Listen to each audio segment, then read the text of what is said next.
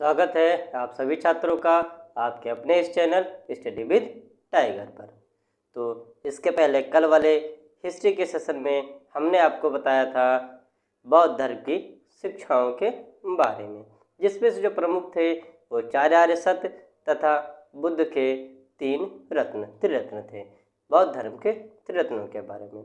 इसके बाद जो आज के हमारा सेशन होगा हिस्ट्री की, जो आज की हमारी क्लासें होंगी वो बौद्ध धर्म के संप्रदाय पर होंगी। तो बौद्ध धर्म के संप्रदाय के बारे में सबसे पहले थोड़ी सी चीज़ बता देते हैं कि महात्मा बुद्ध की जो मृत्यु हुई थी वो 483 ईसा पूर्व हो गई थी। ठीक इनकी मृत्यु के 100 वर्ष बाद अर्थात 383 ईसा पूर्व नई नई विचारधाराओं का उदय होता है।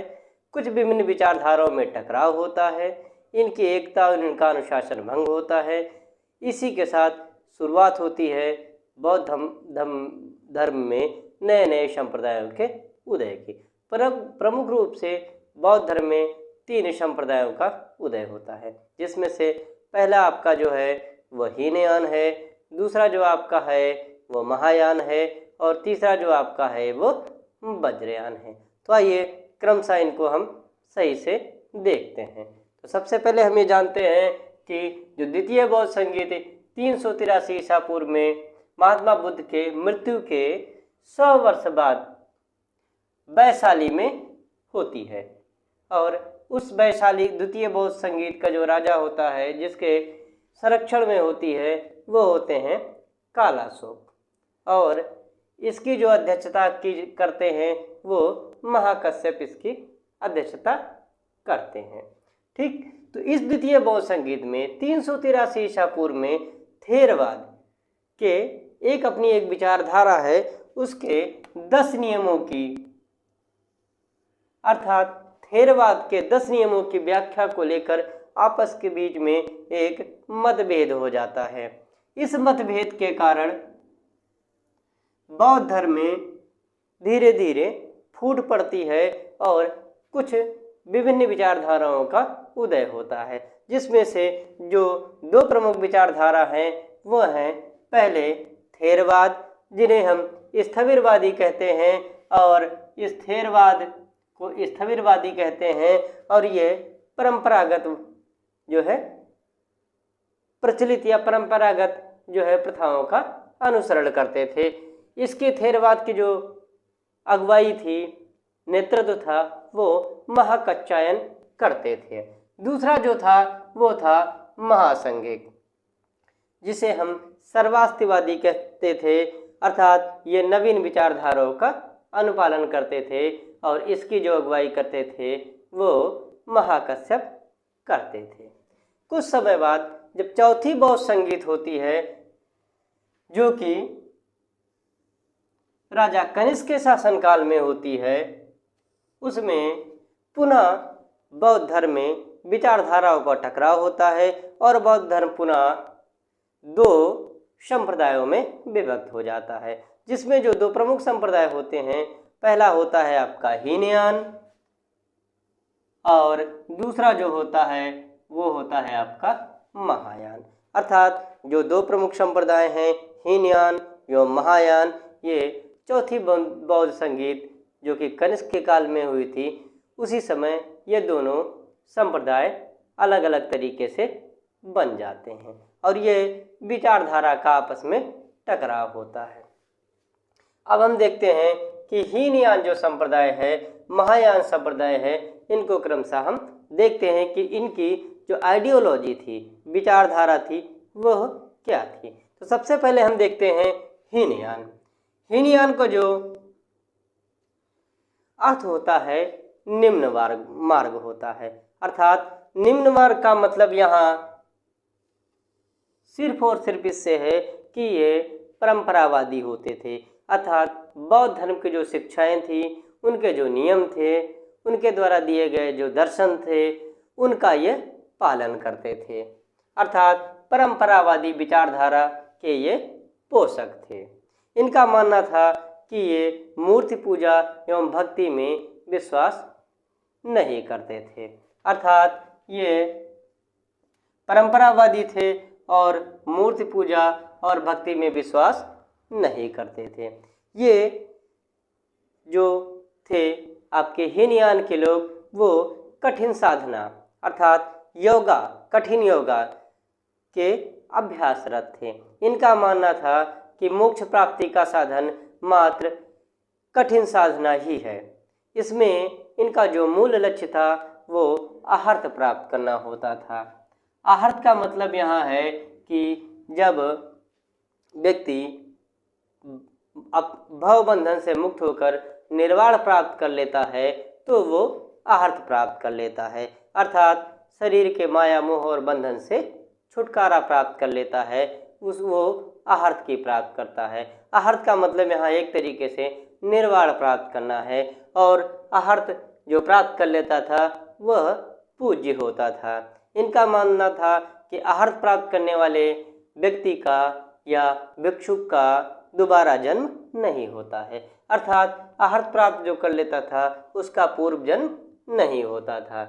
इनका मानना था कि जो मनुष्य का शरीर 5 दैहिक तत्वों से बना है, अर्थात पहला तत्व शरीर है, दूसरा भाव है, तीसरा ज्ञान है, चौथा मना स्थिति है और पांचवा चेतना है। ये कठिन साधना से निर्वाण प्राप्त करने का इनका लक्ष्य होता था और उसे ये आहार्थ कहते थे। इन्होंने मनुष्य के 5 दैहिक तत्वों के बारे में बताया है, जिसमें सबसे पहला आपका शरीर है, दूसरा भाव है, तीसरा ज्ञान है, चौथा मना स्थिति है और पांचवा जो आपका है वो चेतना है। अब हम देखते हैं कि हीनयान जो कि परंपरावादी विचारधारा का पोषक था, ये भारतवर्ष के बाद किन किन देशों में प्रचलित रहा है। तो भारतवर्ष के बाद इनके जो अनुयायी थे वो श्रीलंका में, कंबोडिया में और लाओस में बड़ी संख्या में पाए गए। हीनयान के बाद अब जो दूसरा आपका है संप्रदाय वो है महायान। महायान का जो अर्थ होता है उत्कृष्ट मार्ग होता है, उत्कृष्ट मार्ग होता है। और ये जो महायान के लोग थे वो नवीन विचारधारा के पोषक थे।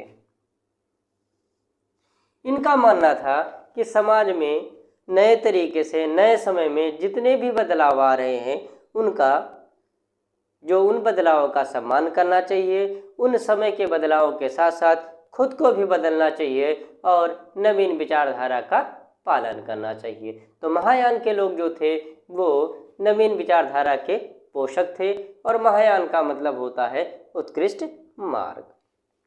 महायान की जो सबसे बड़ी विशेषता थी ये हीनयान के ठीक विपरीत था। हीनयान में क्या था कि मूर्ति पूजा और भक्ति पर विश्वास नहीं किया जाता था, लेकिन ठीक जब महायान की बात करते हैं तो महायान के अनुयायी जो होते थे वे मूर्ति पूजा में विश्वास करते थे। ये महात्मा बुद्ध को भगवान की संज्ञा दे देते हैं, अर्थात महात्मा बुद्ध को भगवान मानने लगते हैं और ऐसा कारण इनके धर्मावेश था, अर्थात धर्म की धारा में भाव विभोर होकर इन्होंने महात्मा बुद्ध को, महायान के अनुयायियों ने महात्मा बुद्ध को भगवान की संज्ञा दे डाली और इनकी मूर्तियां बनाकर पूजने लगे। अर्थात अब महायान संप्रदाय में, जो कि महायान संप्रदाय प्रथम शताब्दी ईस्वी में इसका उदय हुआ था, इसमें अब भगवान बुद्ध की, अर्थात बुद्ध जो हैं वो अब भगवान माने जाने लगे थे। इनकी मूर्तियां बनाकर इनकी पूजा प्रारंभ हो जाती है महायान संप्रदाय में। अर्थात महायान के संप्रदायी धर्म की भावावेश में आकर महात्मा बुद्ध को भगवान बना देते हैं और उनकी मूर्तियां बनाकर उन्हें पूजने लगते हैं।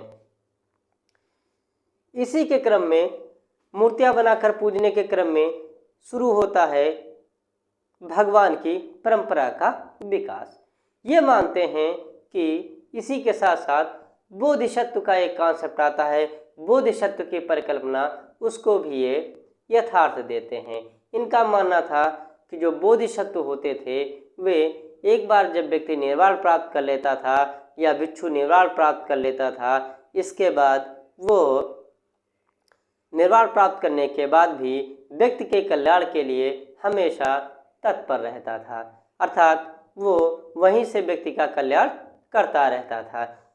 और इन्होंने बोधिसत्वों में जो प्रमुख बोधिसत्व थे वे अवलोकितेश्वर थे, जिन्हें पद्मपाणि कहा गया, जिनका जो प्रमुख गुण था दया था, शील था और नियम था या सदाचार था। इसके बाद एक और बोधिसत्व माने गए जिन्हें मंजूश्री कहा गया, जो बुद्धि के प्रखर के देवता माने जाते थे। इसी तरीके से और कई बोधिसत्व की परिकल्पना की शुरुआत होती है। बोधिसत्व का मतलब सिर्फ इतना था कि निर्वाण प्राप्त किए हुए व्यक्ति जो आकाश में विलीन हो जाते हैं, जिनका स्थान देवताओं के समान होता था, वे वहीं से रहकर मानव के कल्याण के लिए कार्य करते रहते थे। इसी को उन्होंने बोधिसत्व कहा है। बोधिसत्वों की संख्या धीरे धीरे महायान में बढ़ती गई, लेकिन प्रमुख जो बोधिसत्व थे वो अवलोकितेश्वर या जिन्हें पद्मपाणि कहा जाता था, मंजूश्री जिन्हें बुद्धि के प्रखर के देवता कहा जाता था, ऐसे ही थे। तीसरा एक वज्र अवलोकितेश्वर वज्र बोधिसत्व भी हुए, जो इंद्र की तरीके से अपने हाथ में वज्र धारण करते थे। इसी तरीके से बोधिसत्वों का कॉन्सेप्ट धीरे धीरे आगे बढ़ता गया। महायान धर्म ने पुनः वैदिक धर्म की स्थापना कर दी, क्योंकि वैदिक धर्म में भी मूर्ति की पूजा होती थी, भक्ति भावना अपने चरम पे थी। ठीक महायान ने भी भगवान बुद्ध को भगवान मानकर मूर्तियों की पूजा प्रारंभ कर दी, और बोधिसत्व अर्थात इनके अवतारवादी जो कॉन्सेप्ट थे, इनके अवतार लेने की प्रक्रिया या देवताओं के समान मानने की प्रक्रिया का प्रारंभ महायान से हो जाता है। अंतिम जो बोधिसत्व माने जाते हैं मैत्रेय माने जाते हैं, जिनका जन्म अभी भी होना बाकी है। इसका जो उद्भव हुआ था महायान धर्म का, वो शताब्दी ईस्वी में आंध्र प्रदेश में हुआ था, अर्थात आंध्र प्रदेश में इस धर्म का उद्भव हुआ था। और इस धर्म का जो मूल लक्षण था वो पर सेवा एवं परोपकार था, अर्थात ये व्यक्ति की सेवा पर अधिक बल देते थे। सदाचार, सदा नियम, परोपकारी की भावना, ये इनका जो मुख्य गुण था। इसी महायान के बाद जो अगला संप्रदाय है जिसे हम वज्रयान कहते हैं, उसकी शुरुआत जो होती है ईस्वी 5वीं में, अर्थात 5वीं ईस्वी में वज्रयान, 4वीं से 5वीं ईस्वी में वज्रयान की शुरुआत होती है। वज्रयान का मतलब है इस वज्रयान में तंत्र मंत्र की प्रधानता है, अर्थात तंत्रों और मंत्रों पर आधारित जो संप्रदाय था बौद्ध धर्म का, वह था आपका वज्रयान। जैसे देखा गया है कि वैदिक धर्म में एक जो आपका धर्म था तंत्र मंत्र वाला, जिसमें अथर्ववेद में बताया गया है कि तंत्र मंत्र के द्वारा ये देवताओं को विवश देते थे मनचाहा वरदान लेने के लिए। ठीक उसी प्रकार वैदिक धर्म में अथर्ववेद की ही भांति जो ये वज्रयान संप्रदाय है, उसी का करीब करीब समरूप तरीके से या यूँ कहें उसकी कॉपी टाइप का होता था। इसमें भी यही था कि ये तंत्र मंत्र के द्वारा अपने देवताओं को मनचाहा वरदान लेने के लिए, मनचाहा इच्छा पूरी करने के लिए विवश कर देते थे। वज्रयान में जब तंत्र मंत्र की अवधारणा विकसित होती है तो इसी के साथ शुरू होती है ईश्वर को पूजने की धारणा। इसमें क्या होता है कि वज्रयान में प्रायः जो वज्रयान का प्रमुख जो देवियाँ होती हैं वो तारांश होती हैं। तारांश का मतलब होता है बोधिसत्व। बोधिसत्व जिन्हें छोटे छोटे देवताओं के बराबर माना गया था, उनकी अपनी अपनी जो पत्नियां होती थीं उन्हें तारांश कहते थे, और उन पत्नियों को इन्होंने अपनी देवी माना और उनके समक्ष तंत्र मंत्र की साधना प्रारंभ करते थे और उनसे वे इच्छित वर प्राप्त करते थे। ये व्यक्तिगत स्वार्थ से भी प्रेरित था। इसी के साथ इसमें शुरू होते हैं देवियों की पूजा की भावना, या देवियों की पूजा होनी वज्रयान में प्रारंभ हो जाती हैं।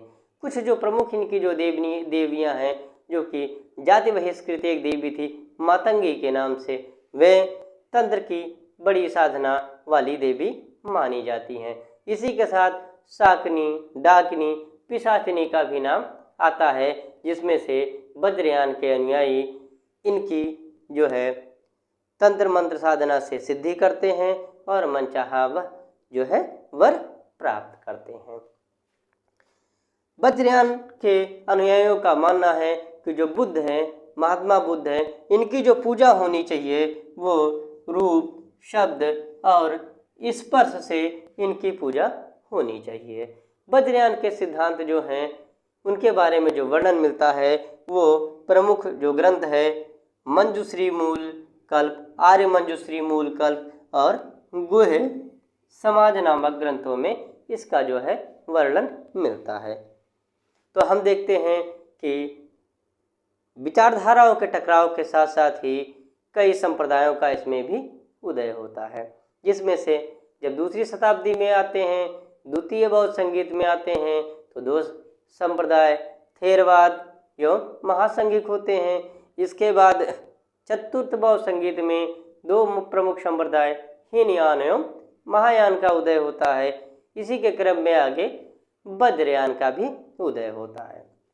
अर्थात महासंप्रदाय का उदय कोई विचित्र घटना नहीं, बल्कि आपस में विचारों के टकराव को लेकर इस संप्रदाय का उदय होता है। अर्थात इसके पहले वैदिक काल में जब हम जाते हैं तो वैदिक काल में जितनी भी बुराइयां थी जिस पर महात्मा बुद्ध ने प्रमुखता दी थी, उन बुराइयों को जो है महात्मा बुद्ध ने उन बुराइयों पे कुठाराघात किया था और उन बुराइयों को कुप्रथा कहा था। ठीक वही चीज़ें अब बौद्ध धर्म में आने लगी थी। महात्मा बुद्ध ने मूर्ति पूजा का, भक्ति का, अनात्मवाद का, तंत्र मंत्र का, बलि का, इस सब का विरोध किया था। लेकिन ठीक उनकी मृत्यु के ठीक बाद यही चीज़ें बौद्ध धर्म की परंपरा बन गई थी। अर्थात बौद्ध धर्म पुनः वेद धर्म के अंतर्गत आने लगा था।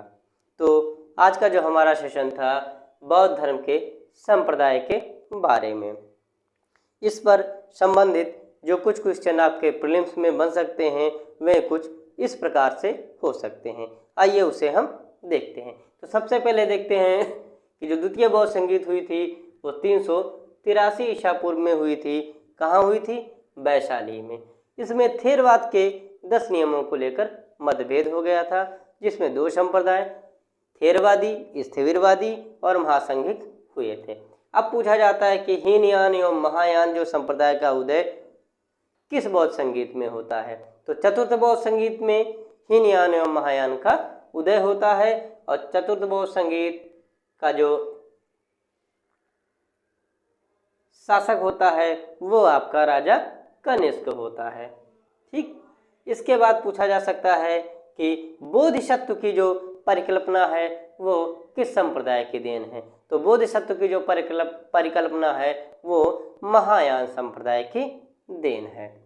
ठीक, इसके बाद पूछा जा सकता है कि महायान संप्रदाय का जो प्रमुख बोधिसत्व थे वे कौन थे? तो महायान संप्रदाय के जो प्रमुख बोधिसत्व थे वे अवलोकितेश्वर या जिन्हें हम पद्मपाणि कहते हैं वे थे। ठीक, इसके बाद पूछा जा सकता है कि तंत्र मंत्र की प्रधानता वाला कौन सा संप्रदाय है? अर्थात बौद्ध धर्म का ऐसा कौन सा संप्रदाय है जिसमें तंत्र एवं मंत्र की प्रधानता है? तो वह संप्रदाय जो आपका होगा वह होगा वज्रयान। ठीक, अब पूछा जा सकता है कि वज्रयान जो है का मूल ग्रंथ कौन सा है जिसके बारे में वज्रयान के बारे में वर्णन मिलता है? तो वज्रयान के बारे में जो वर्णन मिलता है वो मंजुश्री मूलकल्प तथा गुह्य समाज नामक ग्रंथ से मिलता है। इसके बारे में इसका वर्णन। तो आज की जो हमारी हिस्ट्री की क्लास थी वो बौद्ध धर्म के संप्रदाय के बारे में थी, जिसे हमने आपको अच्छी तरीके से पढ़ा दिया है। इसको आप रिवाइज करिए, इसके नोट्स भी बना लीजिए। हो सके तो इसको जो है नोट्स बनाकर आप अपने पास रख लीजिए ताकि बार बार रिवाइज करते रहिए। तो इसी के साथ आज हमारी जो हिस्ट्री की क्लासें हैं वे अब यहीं समाप्त होती हैं। हम आपसे मिलते हैं कल के क्लास में एक नए टॉपिक के साथ। तो आज की हमारी क्लासें जो हैं वो बस इतनी ही। हम आपसे कहते हैं कि अगर आपको हमारा लेक्चर, हमारी मेहनत, हमारा कंटेंट थोड़ा भी पसंद आ रहा है तो आप हमारे चैनल को लाइक करें, शेयर करें एवं दोस्तों के साथ सब्सक्राइब भी करें। तो बस इसी के साथ आज का जो हमारा लेक्चर है वो यहीं समाप्त होता है। हम आपसे मिलते हैं कल के लेक्चर में। जय हिंद, जय भारत।